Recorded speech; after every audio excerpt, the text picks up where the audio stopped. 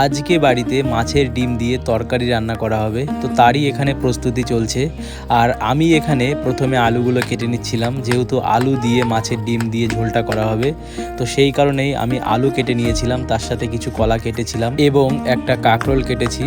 সমস্ত সবজি কেটে নেওয়ার পরে এক টুকরো আদা ছিল, তো সেটাও কেটে নিচ্ছিলাম। আর কত সহজে আদা কাটা যাচ্ছে দেখো, ছুরি চাকু দিয়ে সবজি কাটতে সত্যিই খুব সহজ হয় এবং খুব তাড়াতাড়িও হয়। আর এখানে দেখো আমার ডিমের মধ্যে লঙ্কা, হলুদ এবং চালের গুঁড়ো দিয়ে ভালো করে মাখিয়ে নিচ্ছে, সাথে পেঁয়াজও দিয়েছে যাতে আর কি স্বাদটা ভালো হয়।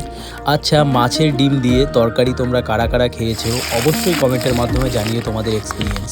তো এখানে দেখো মা পুরো বড়ার মতন করে ডিমগুলোকে ভেজে নিচ্ছে, আর কালারটা কত সুন্দর হয়েছে একবার দেখো। এরপর কেটে রাখা যে আলুগুলো ছিল সেগুলো মা একে একে দিয়ে দিয়েছে কড়াইয়ের মধ্যে। তারপরে মশলাটা একদম অর্গানিকভাবে পাটার মধ্যে করা হচ্ছে। সমস্ত মশলা পরিমাণ মতন দিয়ে ভালো করে আলুর মধ্যে ম্যারিনেট করে নিয়ে পরিমাণ মতন জল দিয়ে দিয়েছে। এরপর ডিমগুলো একে একে কড়াইয়ের মধ্যে দিয়ে দিয়েছে, এই যে দেখো। তো ভিডিওটা যদি ভালো লাগে একটা লাইক করো, চ্যানেলে নতুন হলে চ্যানেলটিকে অবশ্যই সাবস্ক্রাইব করো। বাই।